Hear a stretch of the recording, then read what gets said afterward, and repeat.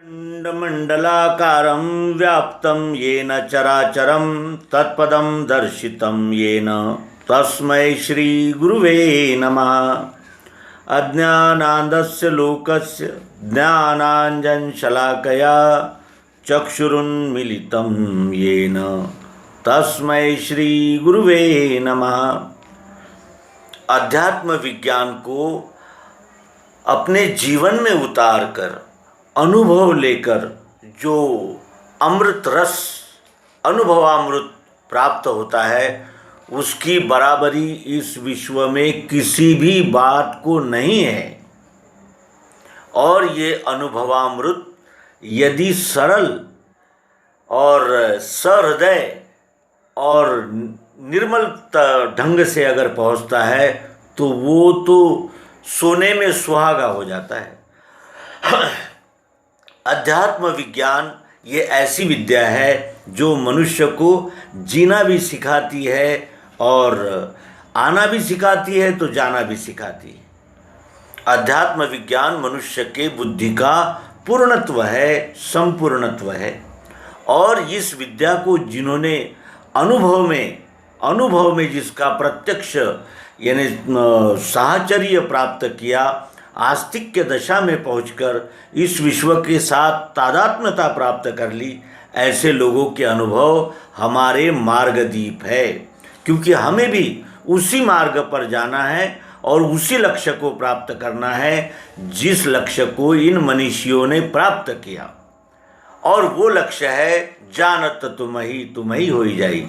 विश्व रूप परमात्मा को जानकर विश्व रूप में ही लय हो जाने का नाम ही अध्यात्म विज्ञान है।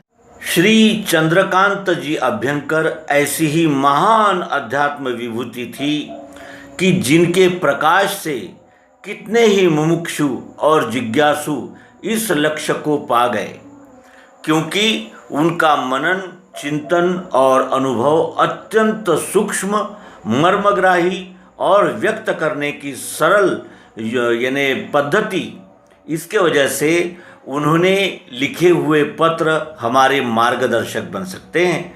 आइए अध्यात्म विज्ञान के हम सभी अध्यात्म यानी अभ्यासक आज इन पत्रों का आनंद लें।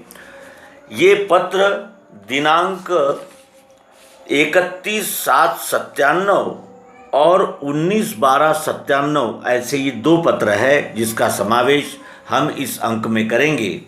हम धीरे धीरे पढ़ेंगे, लेकिन आपसे अनुरोध है कि आप भी समझते हुए सुनिएंगे तो अवश्य ही लाभ होगा। शरीर तो क्षर प्रकृति रूप है, अतः उसमें कुछ न कुछ चलता ही रहता है। जीव के पास व्यष्टि देह का भाव, जिसे व्यष्टि अहंकार कहते हैं, वह रहता है। यह तो सच है कि मैं बिना व्यष्टि देह का आधार लिए मैं संपूर्ण विश्व हूँ, यह भी नहीं कह सकता, अथवा इस अवस्था को प्राप्त नहीं कर सकता। अतः जीव के पास यानी मैं के पास व्यष्टि देह का भाव शुद्ध रूप में तो रहेगा ही, परंतु यही व्यष्टि देह का भाव जब अशुद्ध हो जाता है यानी बढ़ जाता है, तब वह मैं को जीव यानी व्यष्टि देह तक सीमित कर देता है।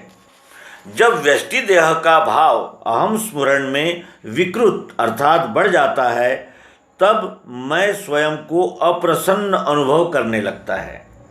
व्यष्टि भाव ही अपूर्णता, अप्रसन्नता, भय, चिंता इत्यादि प्रकार के विकारों का कारण है।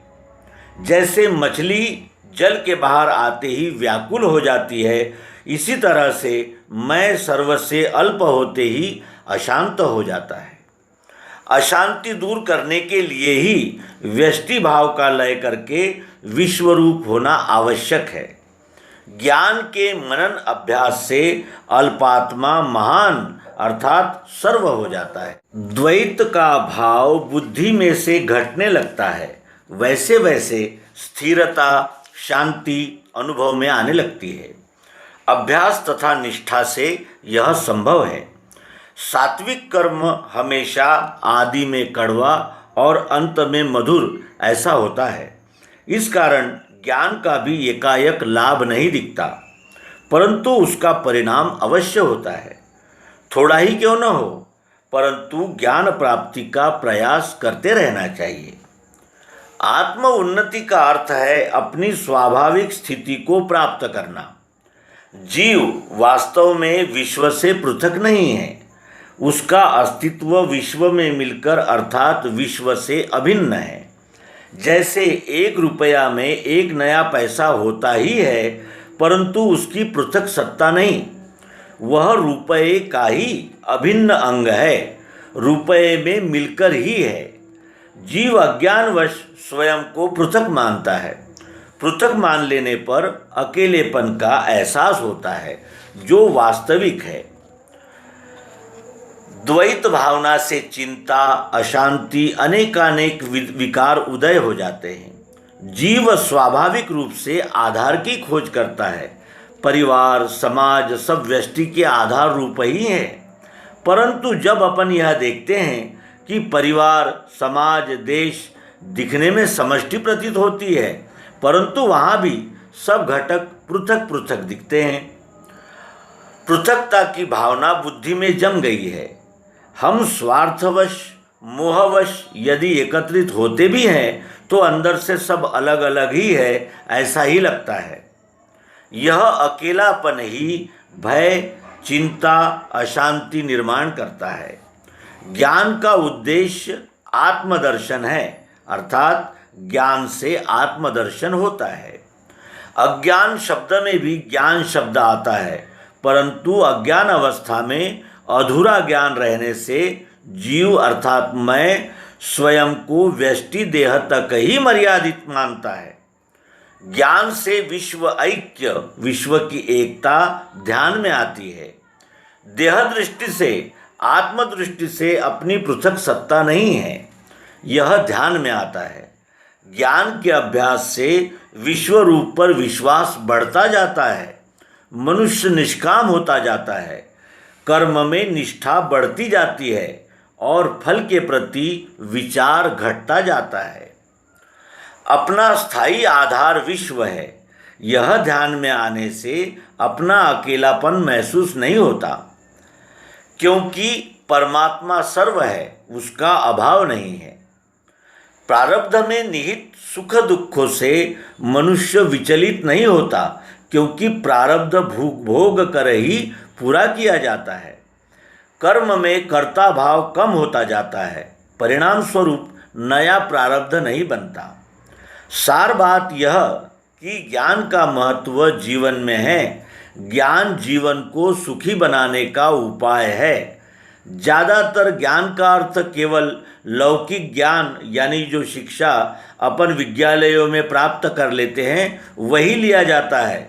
वह भी ज्ञान है और उसकी तो अत्यंत आवश्यकता है, परंतु अध्यात्म ज्ञान का ही उतना ही महत्व है।